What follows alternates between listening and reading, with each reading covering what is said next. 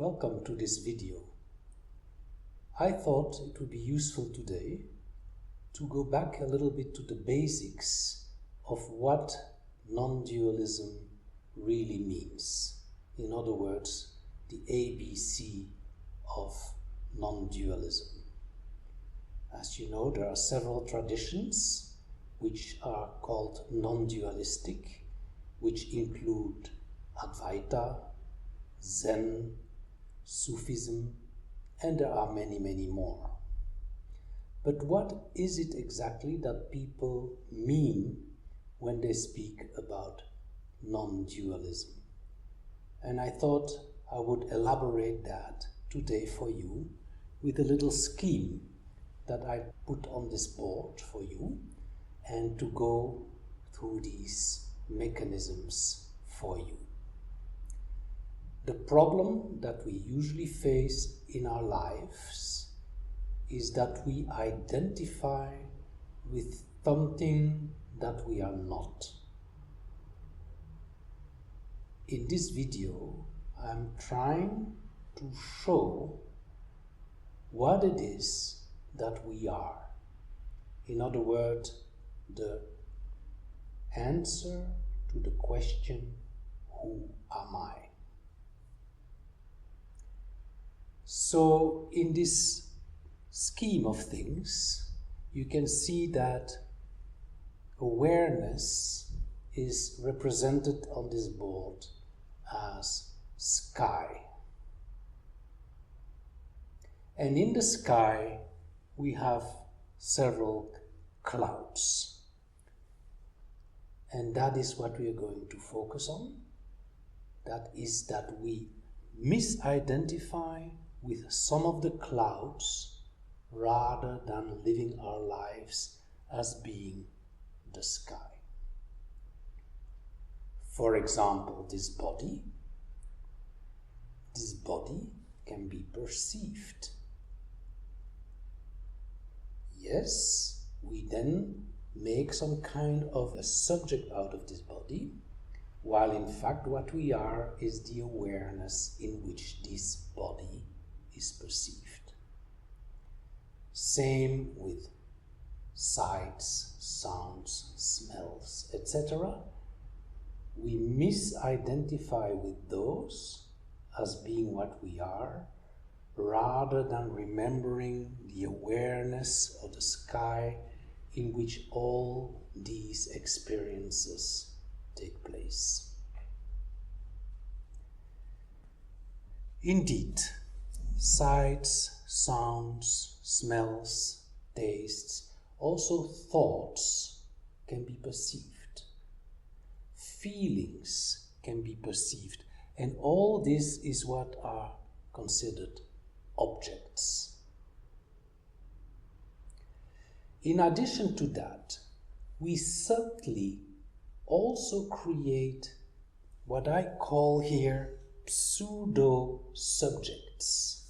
So when we have a sight, we somehow also create a seer. But the seer is like a second cloud in the sky.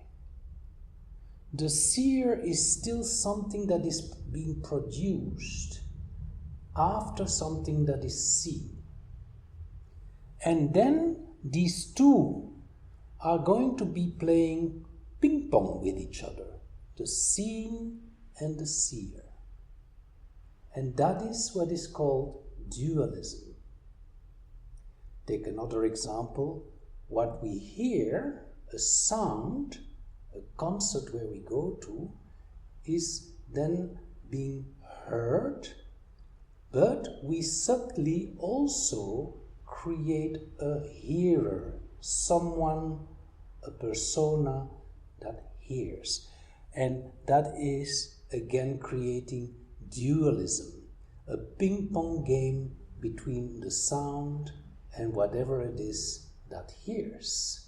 We create a pseudo-subject. But both clouds, sound and hearer, are actually clouds in the sky. And what we truly are is the sky, is the subject.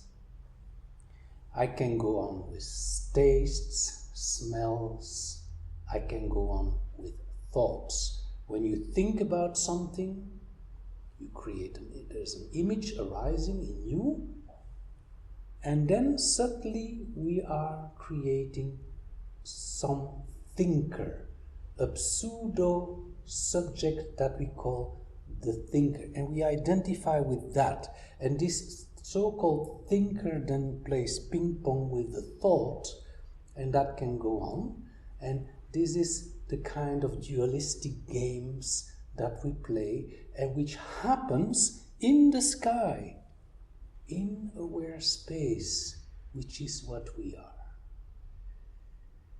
Feelings is the same when we feel anger, or we feel jealousy, or we feel other feelings.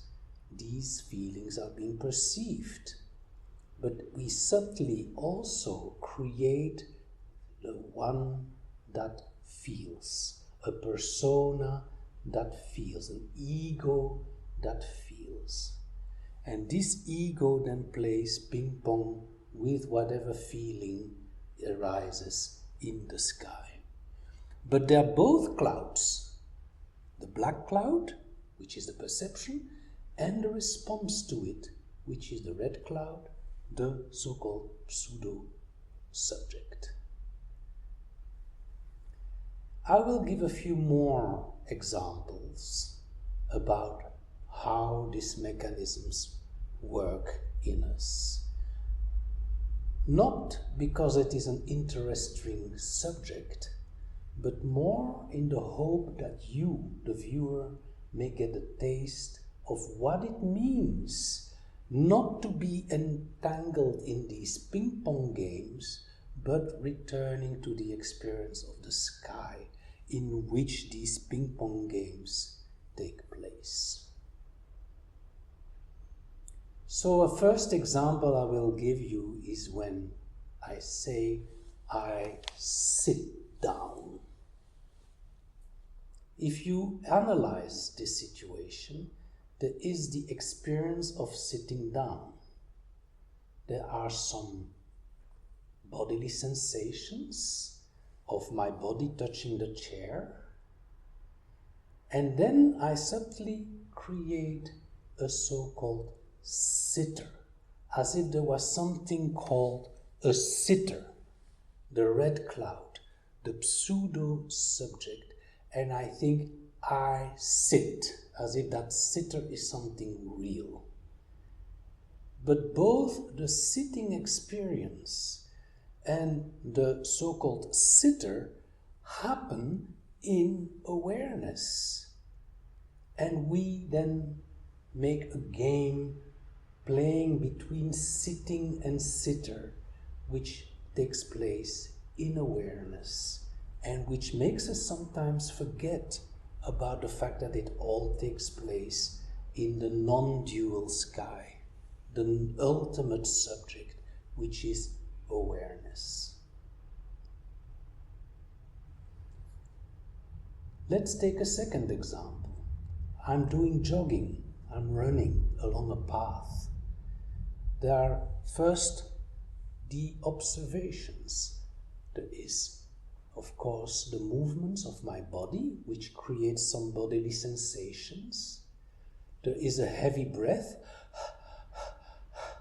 which we can also be aware of. And then there is the path on which I run, which goes through me. These are visual sensations. All these are the black cloud that I call running. And then I create subtly a so-called pseudo-subject. I say there is a runner here. And usually this runner will have some comments like, oh, this is very strenuous. Or, oh, this is a kind of a breeze, it's very easy, this run. And all these commentaries are creating something like a pseudo-subject called the runner. And there is a ping-pong game again occurring between the running experience and whatever I call the runner.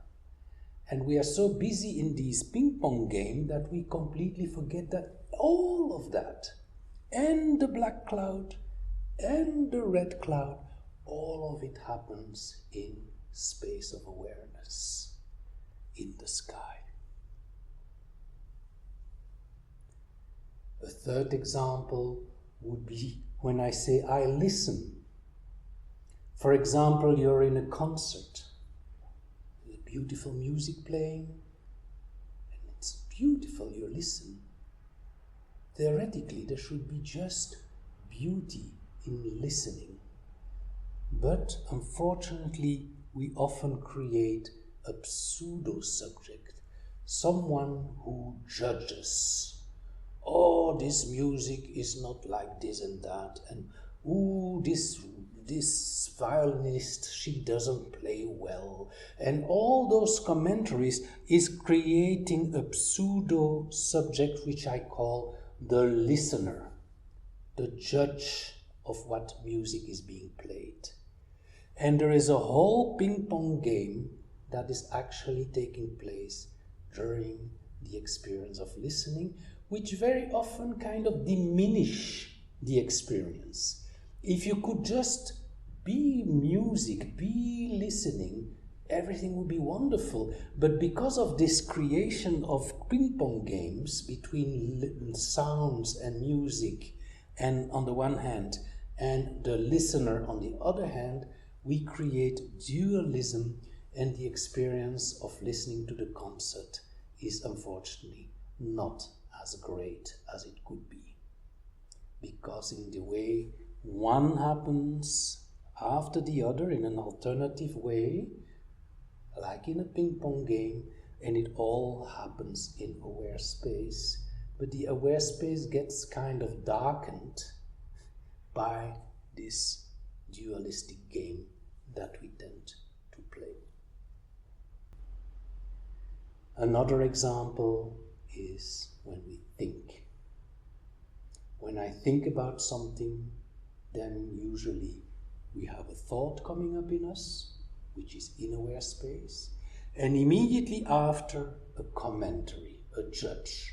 Oh, I didn't like that, or I should have done it differently. Or this thought may lead to some unhappiness. Maybe I should tell, and we are making a scheme of things between a thought that came up spontaneously in aware space and a judge that says this was good, or this was bad, or this is self-enhancing, or this is kind of depressing. And so this ping-pong, the game between two thoughts, happen most of the day in our head. Another ping-pong game that takes place in aware space. And I can go on and on. These mechanisms need to happen in a way. I don't say they are necessarily wrong. What is wrong, however, is to forget the sky in which it takes place. We forget the oneness, the non-dualism in which this whole ping-pong playing takes place.